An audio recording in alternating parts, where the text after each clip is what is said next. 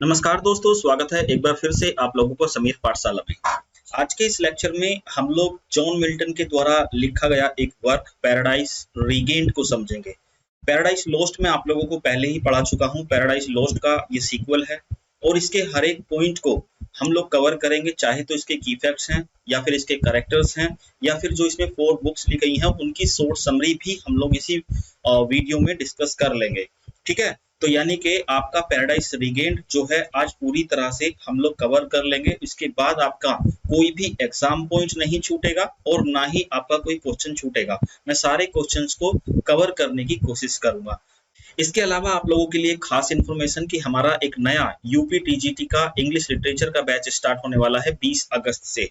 Timing उसकी रात के 9 बजे होगी। यदि आपकी कोई डाउट या इन्फॉर्मेशन लेनी है तो आप मेरे कॉन्टैक्ट नंबर पे कॉल कर सकते हैं। मेरा कॉन्टैक्ट नंबर है 9368000671।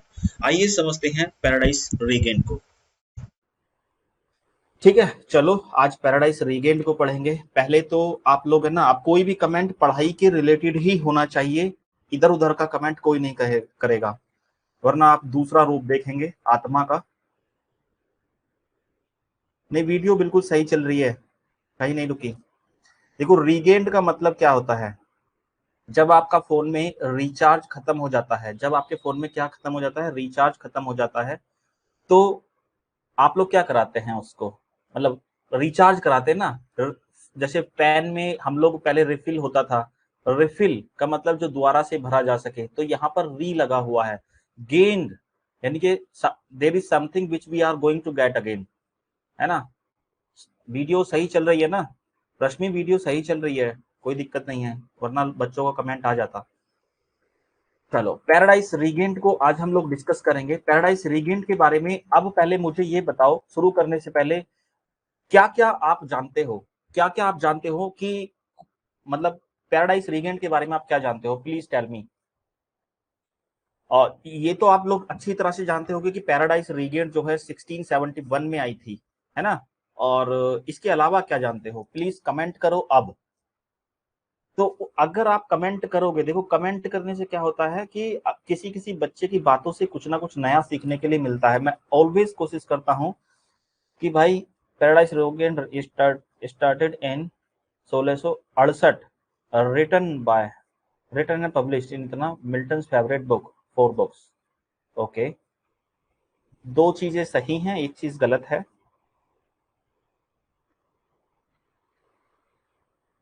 मिस सनाया की दो चीजें। इसकी थीम आपने बुक पढ़ी होगी टेम्पटेशन से रिलेटेड, किसी को याद आ रही है कि थीम जो है टेम्पटेशन से रिलेटेड है इसकी कुछ। मैं एक्चुअली आप लोगों में से किसी का वो आंसर देख रहा हूं कि जो टेम्पटेशन वाला आंसर है। गोस्पेल ऑफ ल्यूक की बात करें तो वो उसकी सोर्स है। चलो स्टार्ट करते हैं फिर, है?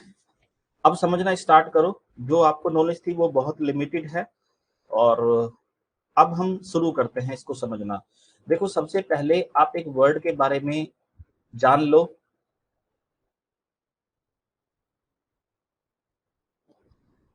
ये है टेम्पटेशन, है ना। टेम्पटेशन जो होता है इसका मतलब क्या होता है कि आप एक ऐसी फीलिंग या ऐसा काम जो आप कर रहे हो या किसी से करवा रहे हो, कर रहे हो या किसी से करवा रहे हो, ये जानते हुए भी कि वो काम गलत है। ठीक है, जैसे कि आपने कर्ण का जो है रोल देखा होगा। जो कर्ण है महाभारत में, वो अच्छी तरह से जानते थे कि वो अधर्म के साथ है, मतलब वो कौरवों के साथ है, अधर्म के साथ है, लेकिन फिर भी वो जानते हुए भी वो उन्हीं के साथ थे। ठीक है, या फिर किसी को टेम्प्ट करना, यानी कि किसी को उकसाना कोई गलत काम करने के लिए, है ना। आप जानते हो कि ये गलत काम है और मैं दूसरे से करा रहा हूं, तो वो काम कराने के लिए भी टेम्पटेशन कहा जाता है। तो सैटर्न यही काम, सैटर्न जो है यही काम क्राइस्ट से कराना चाहता है, तो क्राइस्ट को टेम्प्ट करता है। अब क्राइस्ट को टेम्प्ट कैसे कर सकता है, क्योंकि जो जीसस क्राइस्ट है भाई, वो क्या है, वो तो गॉड है ना, एक तरह से गॉड द सन है। तो गॉड द सन हुए तो गॉड ही है ना, एक तरह से गॉड ही हुए। लेकिन नहीं, जब वो धरती पर आते हैं तो वो मैन का रूप लेकर आते हैं, मतलब उनके पास कोई भी ऐसी पावर नहीं दिखाई जाती जो एक साधारण इंसान में ना हो, है ना। मतलब साधारण इंसान वाली चीजें ही उनके अंदर दिखाई जाती हैं। तो ये सब चीजें आप लोगों को डिस्कस करने के लिए इसमें मिलेंगी। अब चलते हैं हम लोग आगे। देखो भाई, सबसे पहले Milton's 2 poems were published in 1671। अब देखो, मिल्टन की 2 पोएम 1671 में पब्लिश हुई थी। उनमें से एक है पैराडाइज रीगेंड, ये आप जानते हो, जिसे आज डिस्कस करने वाले हैं, जिसे ब्रीफ एपिक भी कहा गया है। अब ये भी आप लोग ध्यान रखना, एग्जाम में ये भी पूछा जा सकता है कि which work of John Milton is called brief epic. ठीक है, ब्रीफ एपिक जो कहा जाता है वो किसे कहा जाता है? पैराडाइज रीगेंड को। और पैराडाइज रीगेंड जो है कितने पार्ट्स में आई थी? 4 पार्ट्स में आई थी। हर एक पॉइंट को नोट डाउन करते चलना आज। ये 4 पार्ट्स में आई थी और उसी साल में सैमसंग एगोनिस्टिस भी आई थी। ये वर्क भी 1671 में आया था।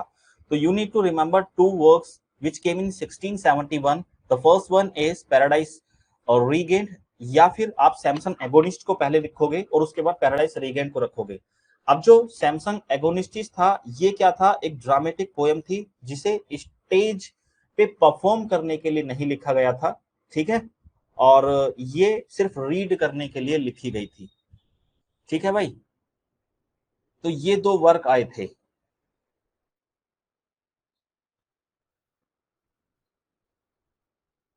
अब इसके अलावा अब इसके अलावा हाँ, मैं रोंग बताऊंगा आपका कैसे रोंग था वो। देखो, अब इसके अलावा एक बंदा है जिसका नाम है बारबरा जोसफाइन लिवास्की, या फिर इसे हम शॉर्ट में बोलते हैं बी जे लिवास्की। ठीक है जी, इसे शॉर्ट में बोलते हैं बीजे लिवास्की। ये अमेरिकन एकेडमिक थे। ठीक है जी, अब ये क्या करते थे? ये किस तरह के स्कॉलर थे, किस तरह के वर्क्स लिखते थे? ये रिनेसा के जितने भी राइटर्स थे, या रिनेसा के टाइम पर जितने भी वर्क आए थे इंग्लिश लिटरेचर पे, उन्हीं वर्क्स को अपनी सोर्स बना बनाकर ये लिखते थे। तो भाई, अब मैंने यहां पर कहा था कि पैराडाइज रीगेंड को ब्रीफ एपिक भी कहा जाता है। तो कभी कभी एग्जाम में ये क्वेश्चन आ जाता है कि who called brief epic to paradise regained. तो यहाँ पर बीजे लिवास्की ये नाम आएगा, जिन्होंने पैराडाइज लोस्ट को ब्रीफ एपिक लिखा कहा है। अब कैसे इन्होंने ब्रीफ एपिक कहा है? कि इन्होंने, जो बीजे लिवास्की हैं, इन्होंने अपना पहले वर्क का नाम ही लिखा था मिल्टन्स ब्रीफ एपिक, जो आया था 1966 में, और इसमें इन्होंने बात की है पैराडाइज रीगेंड की, है ना। तो इसीलिए ब्रीफ एपिक जो कहा गया है वो पैराडाइज रीगेंड को कहा गया है। आई होप ये पॉइंट आप लोगों के लिए न्यू है कि किसने पैराडाइज रीगेंड को ब्रीफ एपिक कहा है, क्योंकि 4 बुक तो आपको पहले से ही पता था कि 4 बुक में आया है, 1671 में आया है, ये भी आपको पता होगा। लेकिन this point must be new for you that BJ Livaski said brief epic to paradise regained. ठीक है, इसको आप नोट डाउन कर लो। अब ये मिल्टन्स ब्रीफ एपिक एक वर्क था जो बीजे लिवास्की का था, जो आया था 1966 में। ठीक है भाई, नोट कर लिया? बढ़ूं आगे? अब आगे बढ़ते हैं। देखो भाई, अब कुछ ऐसी चीजें होंगी कि मिल्टन को दिमाग में ये भी तो होगा ना कि पैराडाइज रीगेंड लिखा जाए। बहुत इंपॉर्टेंट पॉइंट इस स्लाइड पे मैं डिस्कस करने वाला हूं। वैसे तो मैंने डिसाइड किया था कि मैं एक साथ इन्हें नहीं दिखाऊंगा, क्योंकि बच्चे जो हैं कंफ्यूज्ड हो जाते हैं कभी कभी। तो इसको मैं एक काम करता हूं,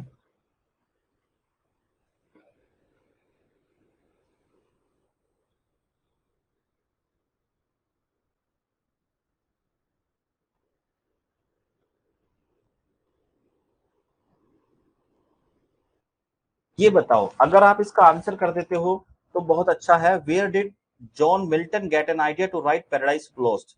देखो, मिल्टन के दिमाग में कभी कैसे आया कि उन्हें पैराडाइज लोस्ट नहीं, पैराडाइज रीगेंट, कि मिल्टन के दिमाग में ये आइडिया आया कैसे कि उन्हें पैराडाइज रीगेंट लिखना चाहिए?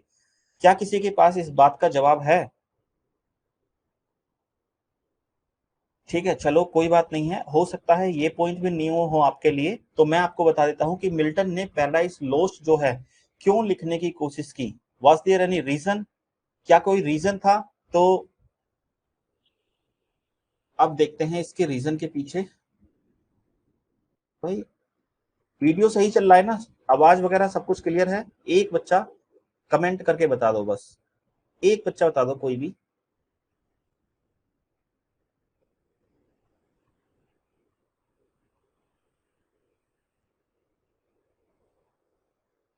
चलो, अब इस स्लाइड पे जो चीजें हैं जी ठीक है, अब जो है स्लाइड पे समझिए।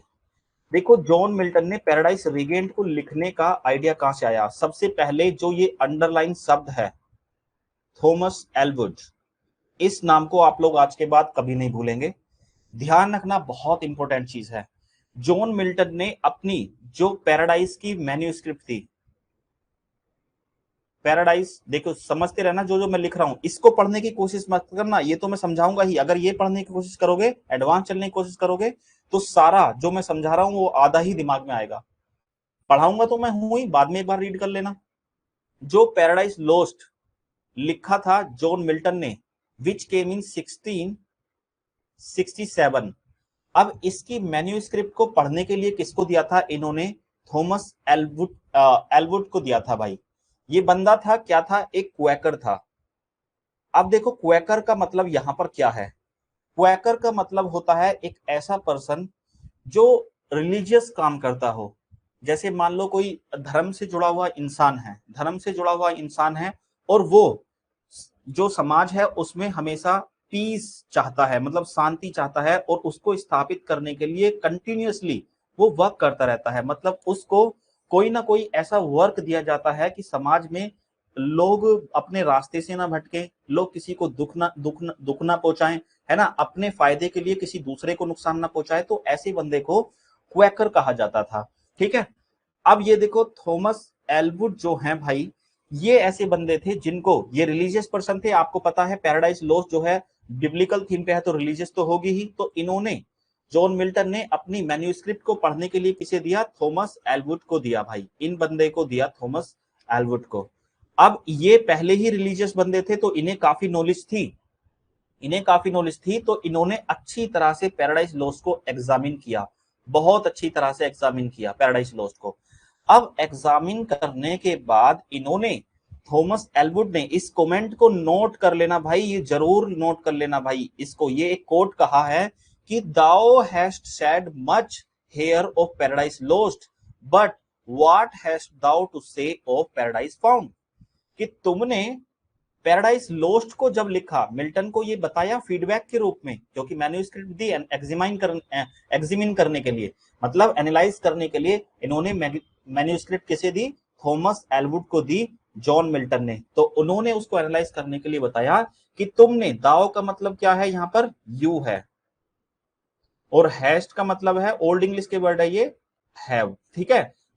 You have said much here about paradise lost, कि तुमने पैराडाइज लोस्ट के बारे में तो बहुत कुछ कहा है, लेकिन उसकी अगर दूसरे पॉइंट ऑफ व्यू को देखें तो what has thou say about paradise found, तो तुमने पैराडाइज फाउंड के बारे में क्या क्यों नहीं कहा? जब पैराडाइज लोस्ट हुआ था, अगर इंसान ने गलती की है, तो ये तो गलती समझा दी आपने कि एडम ने और ईव ने फ्रूट ऑफ नॉलेज को खा दिया है, इसीलिए क्या किया जाए? उनको धरती पर फेंक दिया जाए, हेल में फेंक दिया जाए, एक तरह से धरती पर फेंक दिया जाए। तो तुम ये भी तो बताओ कि किस तरह से इस गलती को सुधारा जा सकता है। अब मिल्टन कहते हैं भाई बात तो सही है, यानी कि मेरा पैराडाइज लोस्ट जो है, उनको मिल्टन को खुद लगा कि मेरा इनकम्प्लीट वर्क है, अभी कुछ ऐसा और होना चाहिए, जो इससे आगे हो। आयशा, क्या क्लास में आयशा है? आयशा अगर हो तो कमेंट करो जरा।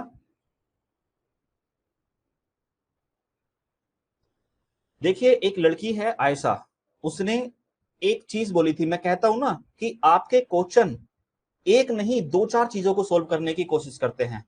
एक तो है सीक्वल,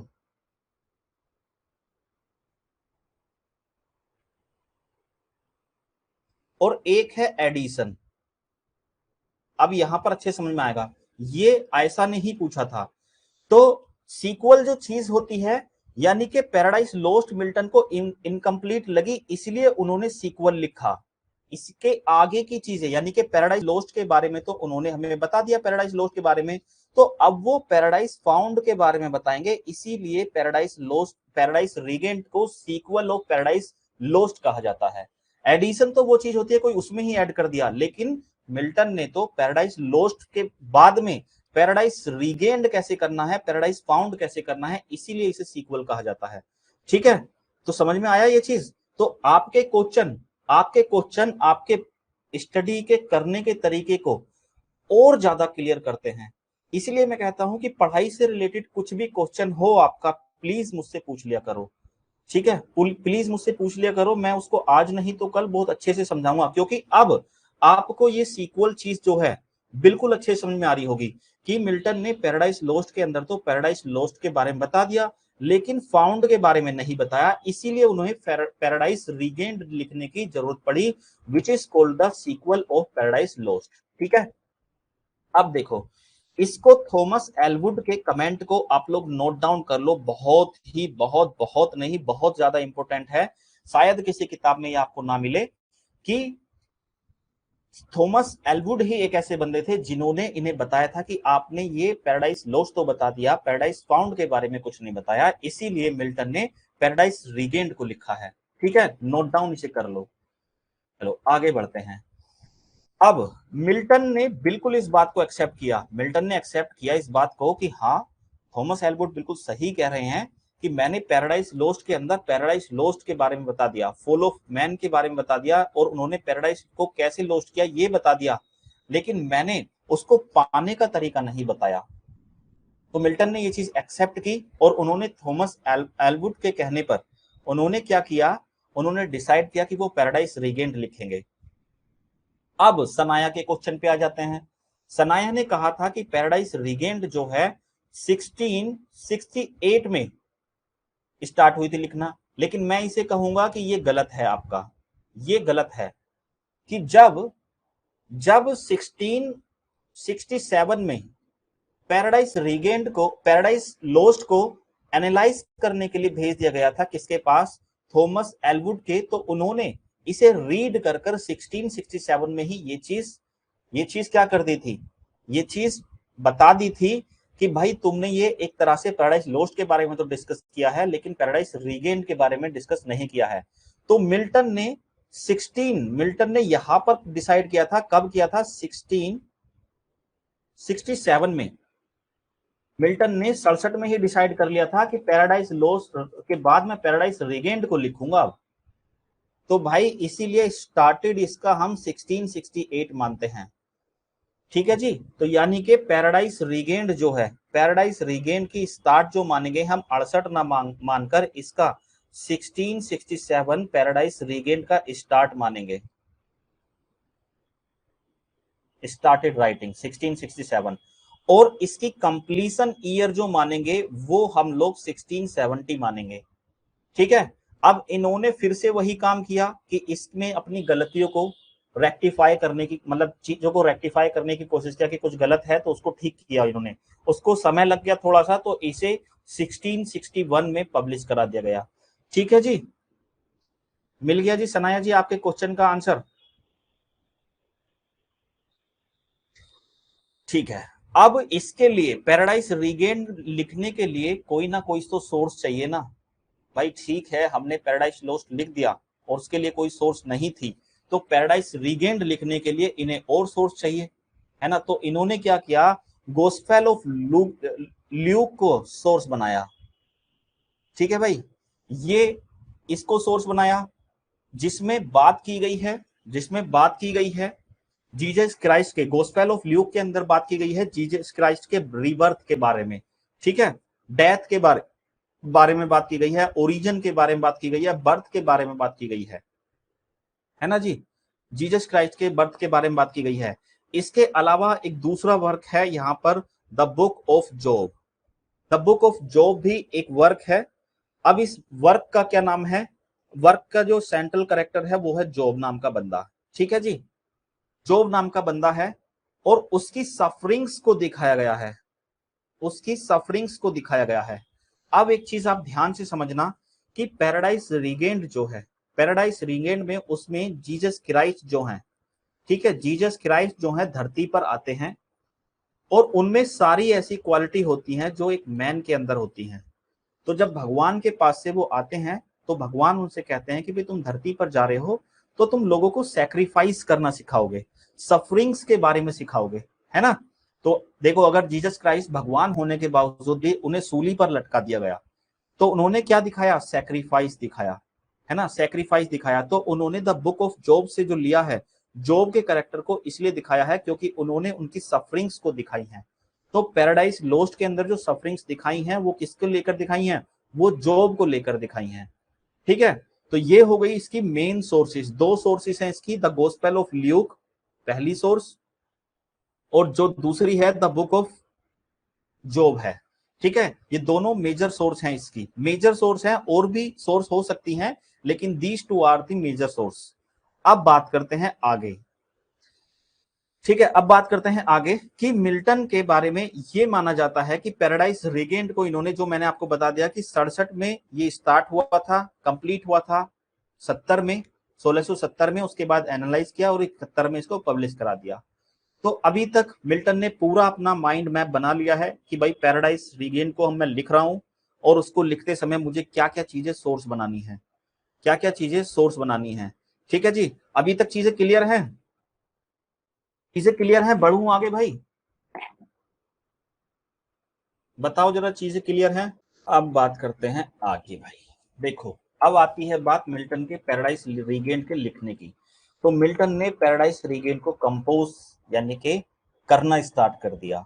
अब कंपोज जब करना स्टार्ट किया पैराडाइज रीगेंट को तो ये कोटेज में थे, मतलब कोई बंगला वगैरह नहीं था भाई, है ना, कि ये बहुत बड़ी जगह पर रहते थे, ये कोटेज में झोपड़ी में रहते थे, एक कुटिया में रहते थे, जो कहां पर थी, चार्ल्स फोर्ट एट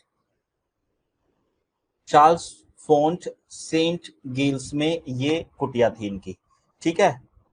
और जो किस जगह पर एक काउंटी थी जिसका नाम था बकलिंघमशायर, ये थी कुटिया, ये जो जगह थी ये एक काउंटी है जो साउथ ईस्ट इंग्लैंड में ही पड़ती है। तो यहाँ पर इन्होंने रहकर, एक कुटिया में रहकर पैराडाइज रीगेंट को लिखा, है ना, पैराडाइज रीगेंट को लिखा। और कितनी बुक्स में लिखा भाई, कितनी बुक्स में लिखा, 4 बुक्स में लिखा, ठीक है। इसके अंदर पैराडाइज रीगेंट के अंदर टोटल जो है 2065 लाइंस हैं। वहीं इसके कॉन्ट्रास्ट में देखें कि पैराडाइज लोस्ट जो है, जो मिल्टन ने पैराडाइज लोस्ट लिखा था 12 बुक्स में, उसके अंदर जो है टोटल 10,556 लाइंस हैं। यानी कि पैराडाइज लोस्ट से 5 गुना छोटा था, ये लाइंस के मामले में 5 गुना छोटा था पैराडाइज रीगेंट, ठीक है जी, 5 गुना छोटा था। और बुक के मामले में देखें तो 3 गुना छोटा था। ये चीज आप लोग हिसाब लगा लेना कि जो पैराडाइज लोस्ट है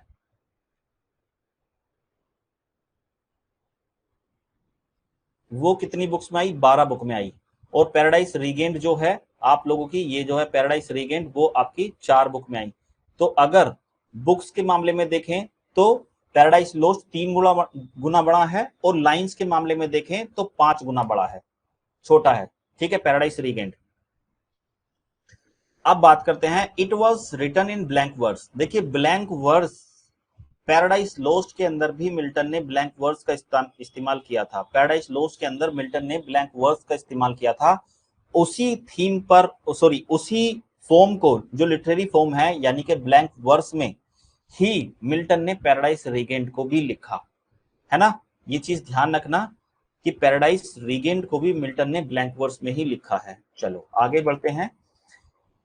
अब आगे देख लो भाई कि अब इससे आगे देखने से पहले आप एक चीज देखना कि आपने बाहुबली मूवी देखी होगी, बाहुबली मूवी देखी होगी, तो बाहुबली मूवी देखी होगी तो उसमें एक क्वेश्चन बहुत चला था कि कटप्पा ने बाहुबली को क्यों मारा, है ना, कटप्पा ने बाहुबली को क्यों मारा।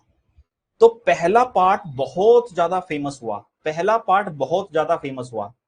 अब उसका जो डायरेक्टर था, फिल्म का जो डायरेक्टर था, तो उसने एक बहुत बड़ा क्वेश्चन छोड़ दिया कि कटप्पा ने बाहुबली को क्यों मारा।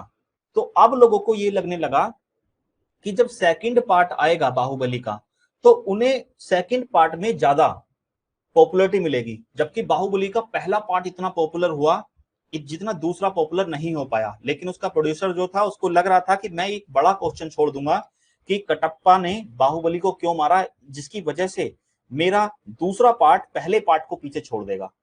वैसा ही मिल्टन ने भी सोचा कि भाई मैं जब पैराडाइज लोस्ट को लिखा, तो पैराडाइज लोस्ट को लिखने के बाद मिल्टन ने ये सोचा कि इससे भी बहुत बढ़िया बहुत ज्यादा पॉपुलर होने वाला वर्क मेरा रहेगा पैराडाइज रीगेंट। मिल्टन ने भी ऐसी ही चीज सोची, लेकिन और मिल्टन ने इसी बात के चलते मिल्टन का ये फेवरेट वर्क भी हो गया। लेकिन पैराडाइज रीगेंट को इतनी पॉपुलरिटी नहीं मिल पाई जितनी पैराडाइज लोस्ट को मिली थी, क्योंकि 2-3 साल गुजर जाते हैं जब एक पार्ट आता है पहला, तो लोगों के मन में, दिमाग में, दिल में वही बस जाता है। जैसे पैराडाइज लोस्ट बस गया था, पैराडाइज लोस्ट जैसे बाहुबली का फर्स्ट पार्ट हो गया था। ठीक है, तो ये चीजें मिल्टन के मन में भी आई, तो मिल्टन को लगा कि ये मेरा फेवरेट वर्क हो गया है भाई, और इस वर्क के बाद मेरे को इतनी पॉपुलरिटी मिलने वाली है बहुत ज्यादा। मिल्टन को ऐसा लगने लगा, लेकिन ऐसा नहीं हुआ। पैराडाइज लोस्ट से ही इनको ज्यादा पॉपुलरिटी मिली, पैराडाइज रीगेंट से इतनी ज्यादा पॉपुलरिटी नहीं मिली। अब यहाँ पर एक बंदा है जिसका नाम है नॉर्थरोप फ्राई। इसका भी नाम आप लोग नोट डाउन कर लीजिएगा, नॉर्थरोप फ्राई का। इन्होंने पैराडाइज रीगेंट के लिए क्या बोला है, पर्टिकुलरली सुई जेनेरिस। अब इस सुई जेनेरिस का मतलब होता है यहां पर यूनिक। ठीक है, कि पैराडाइज रीगेंट जो है अपने आप में एक यूनिक वर्क है। क्या है, एक यूनिक वर्क है। तो एग्जाम में ये आपसे इस तरह का टर्म पूछा जा सकता है कि किसने पैराडाइज रीगेंट को सुई जेनेरिस बोला है, यानी कि इसका मतलब क्या है, यूनिक बोला है। तो आपको नॉर्थरोप फ्राई ये इसका आंसर दे रहा है। ठीक है, अब नॉर्थरोप फ्राई जो थे ये 20th सेंचुरी के स्कॉलर थे, यानी 20वीं शताब्दी के स्कॉलर थे, और ये भी 17th सेंचुरी के स्कॉलर, यानी कि मिल्टन की बात कर रहे हैं। तो इन्हों का देखो, नॉर्थरोप फ्राई ने एक वर्क लिखा था जिसका नाम है द रिटर्न टू ईडन, यानी कि जिस तरह से पैराडाइज रीगेंट है, पैराडाइज रीगेंट का भी तो मतलब यही हुआ ना कि लोग, जैसे एडम और ईव की गलती से पैराडाइज लॉस्ट खो गया, उसके बाद हम लोगों को क्या मिलना चाहिए, पैराडाइज मिलना भी तो चाहिए ना, पैराडाइज फाउंड भी तो होना चाहिए। अब पैराडाइज रीगेंट की जगह पर राइटर यहां पर फाउंड भी तो कर सकता था। ठीक है, रीगेंट लिख दिया, फाउंड कर दिया, एक ही बात है। तो ऐसे ही नॉर्थरोप फ्राई ने द रिटर्न टू ईडन नाम का एक वर्क लिखा। ठीक है जी, रिटर्न टू ईडन नाम का एक वर्क लिखा, 5 एसेस ऑन मिल्टन्स एपिक, यानी कि इसका पूरा टाइटल क्या है, the return to Eden 5 essays on Milton epic, जो कि 1965 में पब्लिश हुआ था। ठीक है जी, ये वर्क है। तो ये वाला पॉइंट जो है इसको बहुत ज्यादा आप लोग याद रखेंगे। ठीक है, इसको इंपोर्टेंट मार्क करके चलें। चलो, ये चीज आपने नोट कर ली। एक तो ये पॉइंट इंपोर्टेंट है इसमें, एक ये पॉइंट बहुत इंपोर्टेंट है, और याद रखने वाली बात ये भी है। ठीक है, अभी तक अब हमने हमारे सारे की फैक्ट्स इसके डिस्कस हो चुके हैं, सारे की फैक्ट्स इसके डिस्कस हो चुके हैं। इसके की फैक्ट्स में कोई नई चीज हो तो मुझे बता दो। फालतू के कमेंट मुझे बहुत सारे दिख रहे हैं, काम का कमेंट एक भी नहीं दिख रहा, इसलिए मैं आगे बढ़ रहा हूँ। चलो, इसके करेक्टर्स की बात करते हैं। सबसे पहला करेक्टर इसमें देखो भाई, हीरो एक शब्द है। यहां पर हमारी चैंपियन निधि है क्या, निधि का एक क्वेश्चन था कल, निधि का एक क्वेश्चन था सर कि पैराडाइज लोस्ट का, भाई इसको जरा ध्यान से समझ देना, पैराडाइज लोस्ट का जो हीरो है फर्स्ट और सेकंड बुक का, वो सैटर्न है। ठीक है, और बाकी की जो रिमेनिंग बुक हैं उनका हीरो एडम है। अब वो छोरी कहीं पढ़ के आई इस बात को कि उसकी बोर्ड ने क्या माना है, एडम वो सैटर्न को माना है, इसलिए हम तो सैटर्न को मानेंगे। बोर्ड है, भगवान नहीं। नॉलेज के सामने सब छोटे हो जाते हैं, नॉलेज के सामने सब छोटे हो जाते हैं। पहली 2 बुक का सैटर्न हीरो है, क्योंकि भाई एडम था नहीं, है ना, या एडम के ने कोई भी ऐसा काम किया नहीं था। अब मैं आपको बताऊंगा, हाँ ठीक है, बहुत बढ़िया है। अब मैं आपको निधि ये भी चीज क्लियर कर दूंगा, बोर्ड चाहे सैटर्न माने चाहे एडम माने, मेरा काम है अपनी नॉलेज को आपके साथ क्या करना, शेयर करना। आप अगर इस बात से एग्री ना करें, अगर इस बात से एग्री ना करें तो मुझे गलत साबित कर सकते हैं। देखो मैंने इस बात को क्यों किया है, हीरो की बात करते हैं जब, सैटर्न को हम हीरो क्यों नहीं मानते पूरे पैराडाइज लोस्ट का, पूरे पैराडाइज लोस्ट का सैटर्न को इसलिए हीरो नहीं मानते क्योंकि भाई उसने रिवोल्ट भी तो किया था, रिवोल्ट भी तो किया था, है ना, विद्रोह किया था भगवान के खिलाफ। जब हम हीरो की बात करते हैं, जब हम हीरो की बात करते हैं, चाहे तो वो हम सैमसन एगोनिस्ट से सैमसन को ले लें या फिर हम पैराडाइज लोस्ट से एडम को ले लें, ठीक है। सैमसन के बालों में शक्तियां थी, सैमसन के बालों में शक्तियां थी, है ना, सैमसन के बालों में शक्तियां थी। उसको ये भगवान ने कहा था कि भाई किसी को भी अपनी शक्तियों के बारे में मत बताना, ठीक है, मत बताना, वरना ये शक्तियां तुम्हारी चली जाएंगी, कोई तुम्हारे साथ धोखा कर देगा। तो सैमसन ने बात नहीं मानी भगवान की, उसने डेलीला को अपनी शक्तियों के बारे में बता दिया, ठीक है। और उसके साथ क्या हुआ कि उसको फिलिस्टाइन के लोग पकड़ के ले गए, उसकी आंख फोड़ दी, उसकी सारी शक्तियां चली गई। तो मैनुआ से वो अपने पिता से बताता है कि पिताजी इसमें भगवान की कोई गलती नहीं है, भगवान ने तो मुझसे कहा था कि अपनी शक्तियों को बारे में, अपने सीक्रेट के बारे में किसी को डिस्क्लोज नहीं करना है, ठीक है, किसी को डिस्क्लोज नहीं करना है, बताना नहीं है, लेकिन मैंने किया। तो ये गलती को एक्सेप्ट किया ना सैमसन ने, और ऐसा ही एडम ने भी किया। एडम ने क्या किया, एडम और ईव ने जब फ्रूट ऑफ नॉलेज को खा लिया था तो उन्होंने भी एक्सेप्ट किया। तो एडम जो है उसने भी माना कि फ्रूट ऑफ नॉलेज को हमने खा लिया है, तो भगवान हम उसकी गलती को एक्सेप्ट करते हैं। लेकिन जो सैटर्न है भाई, सैटर्न ने क्या कहा कि नहीं, सैटर्न स्वर्ग में भी यही सोचता था कि मैं भगवान के जितना पावरफुल हूं या उनसे ज्यादा पावरफुल हूं, उसके बाद भी वो ही सोचता रहा, उसके बाद भी वही सोचता रहा, और उसने विड्रॉ कर लिया, उसने रिवोल्ट कर दिया, मतलब भगवान के खिलाफ। तो भाई जो आदमी रिवोल्ट कर रहा है, जो आदमी गलत के साथ चल रहा है, उसको हम हीरो कैसे कह सकते हैं। बेशक बोर्ड माने, लेकिन मैं नहीं मानने वाला। फर्स्ट टू बुक का हीरो सैटर्न है क्योंकि वो लूसीफर भी था, एक आर्कएंजल था भगवान के पास। After that Adam is the hero of the remaining books. अब हीरो की क्वालिटी हमें सैमसन एगोनिस्ट के बाद पैराडाइज रीगेन्ड के अंदर भी देखने के लिए मिलेगी। देखो भाई इस बात को आप ध्यान से समझना, हीरो वो होता है जो दूसरे की खुशी के लिए अपनी खुशी को सैक्रिफाइस कर ले। तो पैराडाइज रीगेन्ड जो है इसका जीता जागता एग्जाम्पल है। जीसस क्राइस्ट ने धरती पर जन्म ही इसलिए लिया था क्योंकि जो एडम और ईव ने गलती की है फ्रूट ऑफ नॉलेज को खाने की, उन्होंने पैराडाइज को क्या कर दिया है, लॉस्ट कर दिया है। तो अब उन्हें पैराडाइज फाउंड करने का रास्ता बताया जाएगा। यानी कि जितने भी इंसान के सिन हैं, जितने भी इंसान के सिन हैं, यानी कि सिन का मतलब होता है पाप है, उन सभी को जीसस क्राइस्ट अपने ऊपर लेंगे, लोगों को बताएंगे किस तरह से जो पैराडाइज हमने खोया है उसको हम कैसे पा सकते हैं, है ना। और यहां पर एक शब्द है टेम्प्ट, टेम्पटेशन या फिर टेम्प्ट। इनको जब ये मैन के रूप में जन्म लेते हैं, जीसस क्राइस्ट मैन के रूप में जन्म लेते हैं धरती पर, तो जिस तरह से सैटर्न ने टेम्प्ट किया था किसको, एडम को, वो अब पैराडाइज रीगेन्ड के अंदर किसको टेम्प्ट करेगा, इस मैन को, जो एक्चुअली कौन है, जीसस क्राइस्ट है,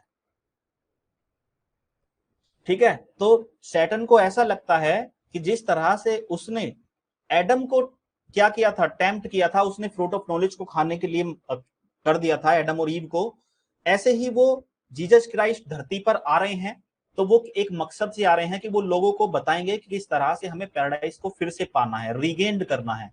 तो वो क्या सोचता है कि हम जीसस क्राइस्ट को भी करप्ट कर देंगे, अब तो वो मानव के रूप में आ रहे हैं ना, तो उनको करप्ट कर देंगे। तो लोग, इन्होंने क्या किया, सैक्रिफाइस किया हर चीज से। तो इनका सैक्रिफाइस करना ही ये लोगों को बताता है कि भाई किसी बुरी संगति में मत पड़ो, किसी बुरी संगति में मत पड़ो। अगर सैटर्न की बात को ईव ना मानती तो आज इसका रिजल्ट ये ना होता कि हम धरती पर पैराडाइज रीगेंट को पढ़ रहे होते। तो ये बताने के लिए जीसस क्राइस्ट आ रहे हैं। तो एक्चुअली हीरो कौन है यहाँ पर? हीरो जो है पैराडाइज रीगेंट के, वो क्राइस्ट हैं, क्योंकि इन्होंने ना तो सैटर्न की बात मानी और सारे दुख दर्द को सैक्रिफाइस किया। अगर ईव के मन में ये लालच ना आया होता कि मैं इस दुनिया की सबसे सुंदर लड़की बन जाऊंगी, अगर ये लालच ना आया होता तो क्या ये गलती करती ईव? तो वही चीज इनको भी लालच दिया जाएगा पैराडाइज रीगेंट के अंदर जब ये मैन के रूप में आएंगे, लेकिन ये गलती नहीं करते, ये ईव वाली गलती को नहीं दोहराते। इसीलिए पैराडाइज फाउंड की तरफ को ये हमें लेके जाते हैं, लॉस्ट की तरफ को नहीं। Jesus is the son of God. आप लोगों को पता ही होगा जीसस क्राइस्ट जो है वो भगवान के बेटे हैं, ठीक है, जो कि सेव करेंगे किसको? मैन को, यानी कि पूरी मानव जाति को सेव करेंगे उनके पापों से मुक्त करेंगे और सैक्रिफाइस करेंगे अपने आप को, यानी कि उनके सारे दुख दर्द को अपने ऊपर ले लेंगे, जैसा कि क्रिश्चियनिटी में बिलीव किया जाता है ना। ये अकॉर्डिंग टू क्रिश्चियनिटी है कि जीसस क्राइस्ट धरती पर आएंगे और इंसान जाति के सारे पापों को अपने सर पर ले लेंगे और उसके बाद हमें पैराडाइज रीगेन्ड हो जाएगा। अब दूसरे कैरेक्टर की बात करते हैं। दूसरे कैरेक्टर हैं भाई साहब सैटर्न भाई साहब। अब सैटर्न भाई साहब को टेम्प्ट करने का काम दिया जाता है, मतलब ये करप्ट करने की कोशिश करेंगे किसको? क्राइस्ट को भी। भाई क्राइस्ट जो है वो एडम की तरह नहीं है, एडम तो एक इंसान था, लेकिन यहां पर जो क्राइस्ट हैं वो इंसान की फॉर्म में क्या है? मैन की फॉर्म में क्या है? गॉड है। उनको टेम्प्ट करना इतना आसान नहीं है। लेकिन इस गलतफहमी में ये सैटर्न रहता है कि भैया जिस तरह से हमने एडम को करप्ट कर दिया था उसी तरह से हम क्राइस्ट को भी कर देंगे, क्योंकि अब तो वो धरती पर एक मैन के रूप में आ रहे हैं ना। यहां पर लिखा हुआ है ना, temptation of Jesus in the desert, यानी कि जब धरती पर, डेजर्ट का मतलब है कि जब धरती पर वो आ रहे हैं, इस जमीन पर वो आ रहे हैं, तो एक इंसान की तरह आएंगे और इंसान को करप्ट करने के लिए एक सैटर्न क्या सुनता है? बहुत आसान काम। लेकिन इतना आसान नहीं है क्राइस्ट को करप्ट करना। अगला कैरेक्टर है गॉड द फादर, जिनको हम पैराडाइज रीगेन्ड के अंदर द ग्रेट प्रोक्लेमर के नाम से जानते हैं। प्रोक्लेमर का एक तरह से मतलब ये समझ लीजिएगा कि भाई जब पैराडाइज रीगेन्ड को लिखने की बात आती है या पैराडाइज रीगेन्ड के कैरेक्टर्स की बात आती है, तो वहां पर मिल्टन क्या डिसाइड करते हैं दिखाने के लिए कि जो क्राइस्ट हैं, जो जीसस क्राइस्ट हैं, उनके पिता गॉड हैं, ठीक है, उनके पिता गॉड हैं। वो क्या बताते हैं गॉड कि भाई वहां पर जाकर तुम्हें लोगों को ये सिखाना है, क्राइस्ट को बताते हैं गॉड कि धरती पर जाकर तुम्हें लोगों को दिखाना है, बताना है कि चीजों के साथ सैक्रिफाइस कैसे किया जाता है ना। अब इसका एक एग्जांपल देता हूं कि मान लो एक मजदूर है, वो पूरे दिन मजदूरी करके 500 रुपए कमाता है, ठीक है। अब एक क्या आया? रोबर आया भाई, एक डाकू आया, एक रोबर आया, लुटेरा आया। वो कहता है उसी मजदूर से कि भाई पूरे दिन में 500 रुपए कमाकर क्या कर लिया? पूरे दिन में 500 रुपए कमाकर क्या कर लिया? तो तुम क्या करो, तुम मेरा साथ दो और 2 घंटे में, 2 आवर्स में बैंक लूटने चलते हैं। 500 रुपए क्या, 5 लाख रुपए हम 2 घंटे में, मोर देन इससे भी ज्यादा हो सकता है, ठीक है। कितने भी रुपए जितने तुम चाहो 2 घंटे में लूट सकते हैं बैंक को, आओ। तो इसने क्या किया? एक मजदूर को टेम्प्ट किया रोबर ने कि आओ भाई हम बैंक लूट के आते हैं। लेकिन जो जीसस क्राइस्ट का काम है वो ये है कि बैंक लूटना अच्छी बात नहीं है, मजदूरी करके पेट भरो, सैक्रिफाइस करो। बैंक लूट के अपनी इच्छाओं को क्यों बढ़ा रहे हो? बैंक लूटोगे पैसा आएगा, तुम्हारी इच्छाएं बढ़ेंगी, तो इच्छाओं को के साथ भी सैक्रिफाइस करो, ठीक है। अब बात करते हैं इसकी बुक की, जो थोड़ी सी समरी है उसको समझ लेते हैं। अब आपको एक चीज बता देता हूं मैं कि भाई एक चीज आप ध्यान रखना कि जब जीसस क्राइस्ट धरती पर आए थे तो उनके आने का उद्देश्य गॉड द फादर ने उन्हें अच्छी तरह से समझाया था कि धरती पर जाओगे किसी भी चीज में, जैसे सैटर्न ने एडम को टेम्प्ट कर लिया था, इस तरह की किसी चीज में फंसना नहीं है। और वो पहले ही समझदार थे, जीसस क्राइस्ट हैं, भगवान हैं अपने आप में, पहले ही समझदार थे। लेकिन एक फादर की एडवाइस मिलना अपने आप में शक्तियां मिलने से कम नहीं होता। एक पिता का आशीर्वाद मिलना अपने आप में एक शक्ति से कम नहीं होता। तो ऐसा ही हुआ। लेकिन भाई अब कथा को सुन लो, बढ़िया तरीके से समझ में आएगी। लेकिन भाई एक चीज याद रखना कि बुक वन में जो जीसस क्राइस्ट को समझाकर भेजते हैं गॉड द फादर, वो चीजें सैटन को पता चल जाती हैं। वो चीजें सैटन को पता चल जाती हैं कि भैया जीसस क्राइस्ट आने वाले हैं धरती पर, है ना, धरती पर आने वाले हैं एक मैन के रूप में। लेकिन वो कौन है ये हमें नहीं पता है। जैसे आपने देखा होगा ना, जो कंस है वो अपने काल को यानी कि श्री कृष्ण को मरवाना चाहता था, लेकिन उसे ये नहीं पता था कि वृंदावन का कौन सा ग्वाला जो है वो कृष्ण है। तो ऐसा ही सैटन के साथ भी होता है। सैटन को ये नहीं पता था कि जीसस क्राइस्ट मैन के रूप में तो आएंगे, लेकिन वो मैन है कौन।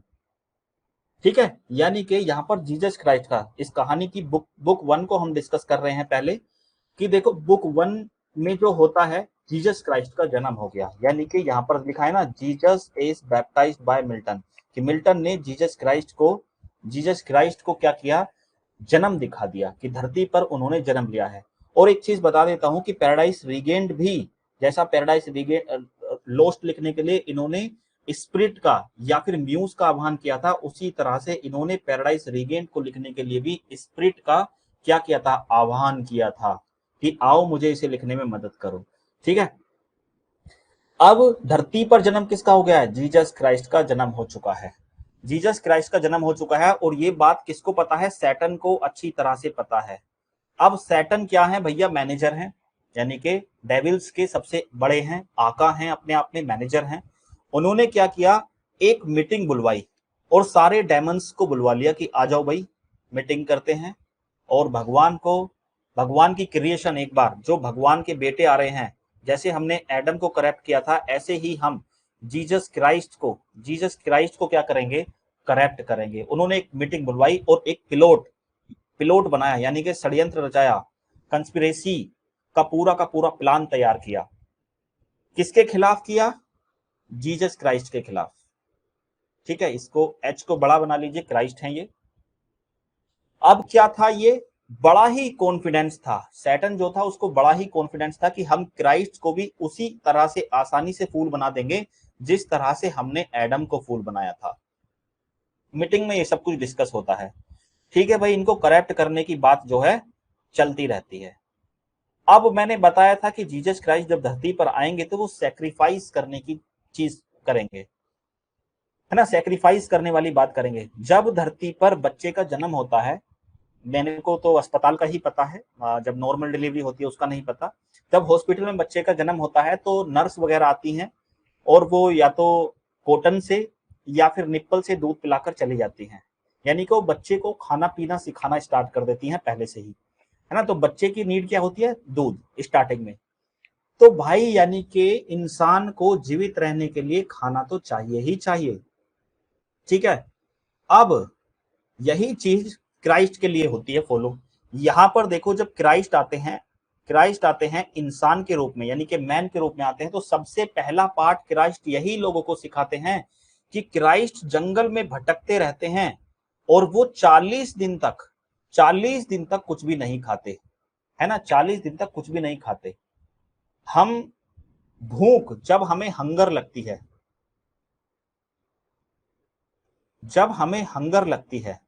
ठीक है, जब हमें हंगर लगती है, भूख लगती है, तो हम क्या सोचते हैं कि भाई हमें रोटी चाहिए, हमें खाना चाहिए, हमें फल फ्रूट चाहिए, ताकि हमारी जो सुधा मतलब हमारी जो भूख है वो मिट सके।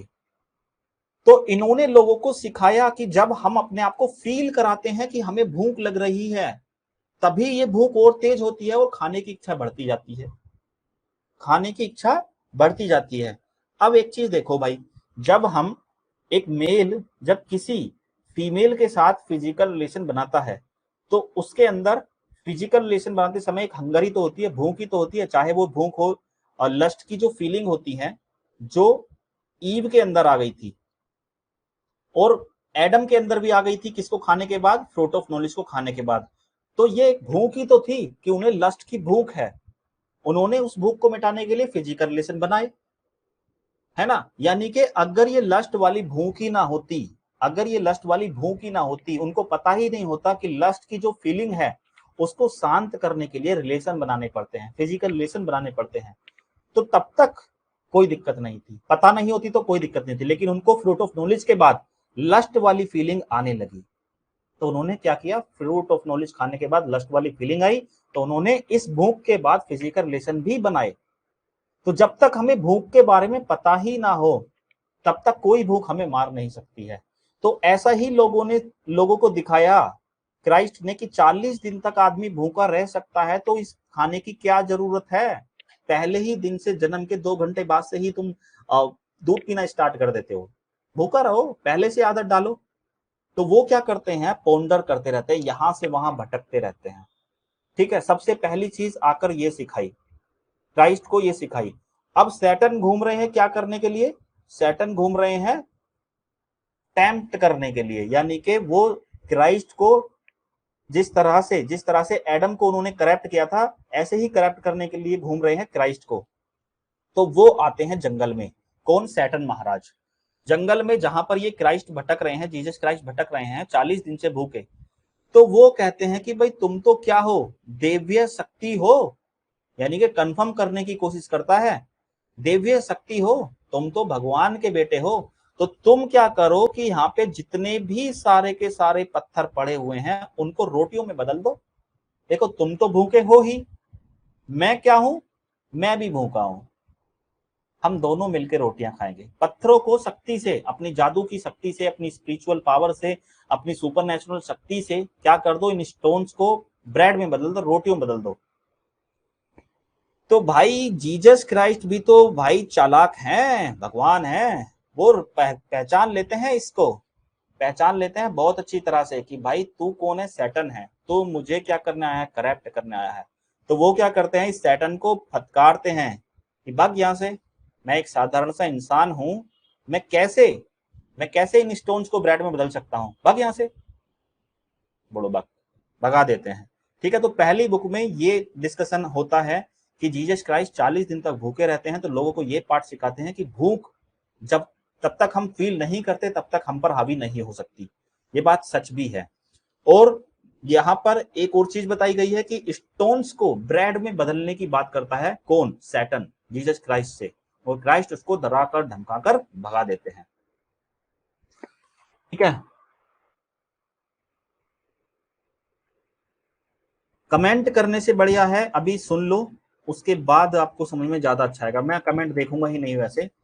अब 40 दिन से भूखे प्यासे, 40 दिन से भूखे प्यासे जब फिरते हैं जीसस क्राइस्ट, तो उनकी जो मदर मैरी है, यानी कि उनकी माँ है, उनको तो दुख होगा ही कि मेरा बच्चा 40 दिन से क्या है, भूखा फिर रहा है।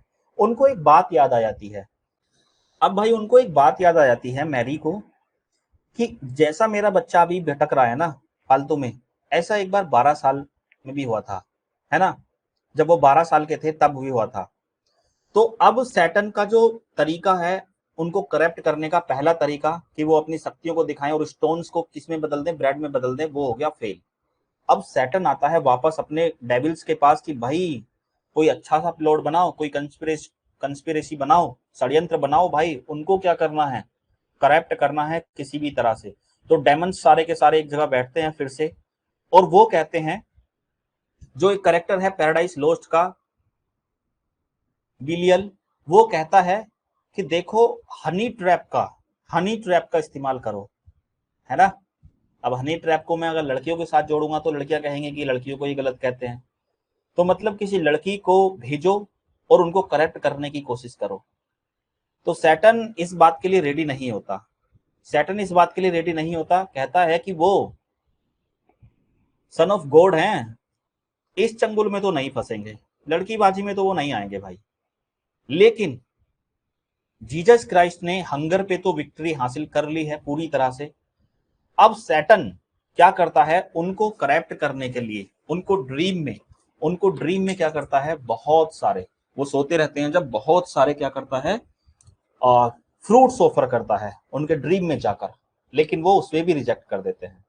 सैटर्न कहता है कि भाई नहीं, ये बंदा नहीं मानेगा, खाने को तो इसने, अब हंगर को तो कंट्रोल में ले लिया है, अब कुछ और सोचना पड़ेगा। तो सैटर्न क्या करता है कि अगली बार इन्हें पैसा पैसे से टेम्प्ट करने की कोशिश करता है, ठीक है, क्योंकि पैसा आदमी की कमजोरी होता है। आप जॉब की तैयारी क्यों कर रहे हो? पैसा कमाना है ना?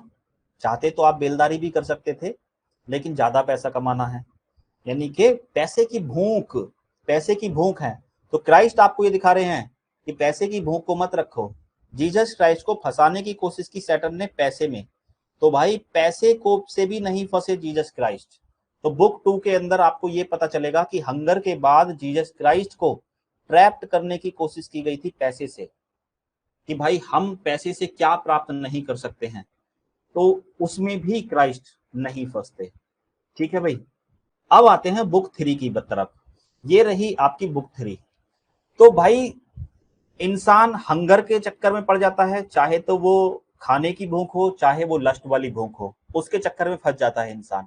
उसके अलावा मनी के अंदर फंस जाता है, पैसे के चक्कर में फंस जाता है ना, जैसे आप फंसे हुए हो। तो क्राइस्ट ने 2 चीजें बता दी इंसान को कि भाई ये चीजें फालतू की चीजें हैं, इनके बिना जिंदगी जी जा सकती है। 2 चीजें बता दी। अब आओ बुक 3 में हमें क्या लेसन देते हैं क्राइस्ट। अब सैटन क्या करता है? Flutters Christ pressing his wisdom. अब उसकी तारीफ करता है क्राइस्ट की सैटन, कि भाई तुम तो इतने बड़े बुद्धिमान हो, तुम तो इतने बड़े बुद्धिमान हो, और इस नॉलेज का तुम्हारे पास क्या फायदा हुआ? जो बुद्धि तुम्हारे पास है, इसका फायदा भी करो ना कुछ। अरे देखो, वो एग्जाम्पल देते हैं किसका? सैटन किसका एग्जाम्पल देता है? अलेक्जेंडर द ग्रेट का। वो कहता है देखो अलेक्जेंडर द ग्रेट को, उसने मात्र 30 साल की उम्र में आधी धरती को, आधे संसार को जीत लिया था, 30 साल की उम्र में। देखो उसको। तो तुम भी अपनी विजडम का इस्तेमाल करो, कैसे तुम ग्लोरी को हासिल कर सकते हो, कैसे तुम ग्लोरी को हासिल कर सकते हो। ठीक है, अब ग्लोरी, भाई तुम किससे बात कर रहे हो? क्राइस्ट से बात कर रहे हो। जीसस क्राइस्ट को ग्लोरी की बात कर रहे हो।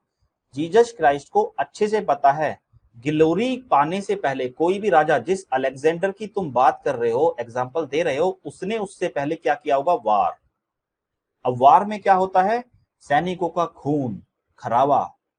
तो जीसस क्राइस्ट यहाँ पर खून खराबा करवाने आए हैं?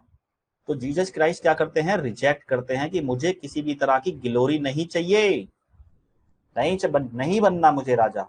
तो आदमी किस लिए काम भी करता है? हंगर के लिए काम करता है, मनी के लिए काम करता है, ग्लोरी के लिए काम करता है, नेम और फेम के लिए काम करता है इंसान। तो भाई नहीं फंसे, फिर से टेम्प्ट नहीं हुए जीसस क्राइस्ट। अब सैटन क्या करता है? जीसस क्राइस्ट को, जो मैन के रूप में है अभी, उनको बहुत ऊंचे माउंटेन पर ले जाता है और वहां पर दिखाता है जो बड़े बड़े राजाओं की किंगडम्स हैं, जिनके पास ग्लोरी है, नाम है, फेम है, इन सब को दिखाता है। लेकिन जीसस क्राइस्ट इन सब चीजों में नहीं फंसते। तो बुक 3 के अंदर जो करप्ट करने की कोशिश है इस सैटन की, क्राइस्ट को कैसे है? पहली बुक में हंगर से थी, दूसरी बुक में मनी से थी, तीसरी बुक में ग्लोरी से है, कि भाई ना तो हंगर चली, ना मनी चली, ना ग्लोरी चली, किसी सी तरह से। अब ये हर तरह की कहते हैं ना कि भाई किसी भी तरह से करप्ट करने की कोशिश करेगा, नहीं करूंगा, नहीं करेंगे, कर पाओगे तुम करेक्ट। अब आते हैं बुक 4 की तरफ को। अब सैटन को ये अच्छी तरह से रियलाइज हो जाता है कि भाई इस जीसस क्राइस्ट को करप्ट करना तो इतना आसान नहीं है, टेम्प्ट करना इतना आसान नहीं है। उसको, सैटन को अपनी डिफीट का रियलाइजेशन होने लगता है, अपनी डिफीट के बारे में वो सोचने लगता है कि मैं तो हार गया, अब मैं इंसान से नहीं जीत सकता हूं, इस भगवान, मतलब जो भगवान के रूप में आया है इंसान क्राइस्ट, इनसे नहीं जीत सकता हूं। ठीक है, तो वो सोचता है चलो वन मोर फाइट करते हैं, एक बार कोशिश फिर से, हार नहीं मानेंगे। तो एक बार फिर से अटेम्प्ट करता है। वो क्या करता है? वो दिखाता है interest Christ into wisdom of Greece, ancient Greece, कि बड़े बड़े बुद्धिमान लोग जो थे, उन्होंने पढ़ने से क्या किया? विजडम को गेन किया और रूल किया इस संसार पर। रूल किया, ग्लोरी हासिल की, फेम हासिल किया, बहुत सारी चीजें हासिल की, लेकिन इस सब का कोई फायदा नहीं हुआ। क्राइस्ट इस चीज में नहीं फंसे। अब सैटन को गुस्सा आ जाता है भाई, कि भाई ये नहीं मानेगा, तो क्या सैटर्न क्या करता है, गुस्से में क्या करता है कि वो क्राइस्ट के लिए जंगल में बहुत ज्यादा एक कोल्ड नाइट करवा देता है, बहुत ठंडी एकदम हेलिश टाइप की ठंडी करा देता है। लेकिन भाई क्राइस्ट उस चीज को भी सहन कर लेते हैं कि तुझे जो करना है कर, मैं विद्रोह नहीं करूंगा, मैं किसी चीज की ऐसे नहीं दिखाऊंगा। देखो आप जब गुस्से में होते हो तो अगर सामने वाला भी गुस्सा है तो बात बढ़ जाती है, एक बंदा शांत हो जाए ना तो ठंडा हो जाता है।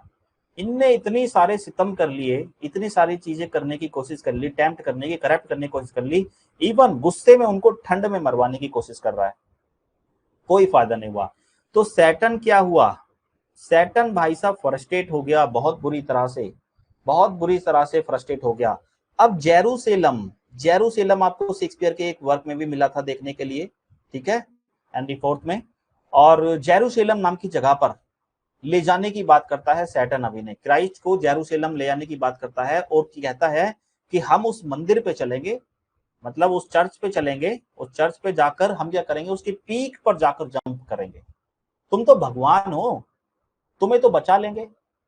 अब इसको ये नहीं पता है कि अगर तुम चर्च के आसपास क्राइस्ट को लेकर जाओगे, जो उनकी शक्तियां हैं वो और ज्यादा हो जाएंगी। यानी कि आदमी अपने घर में चला जाता है, जब अपने मोहल्ले में चला जाता है, अपने घर में पहुंच जाता है, तो उसको बाहर का बंदा आकर कभी कोई नहीं मार सकता, पूरा मोहल्ला उसके साथ खड़ा होता है।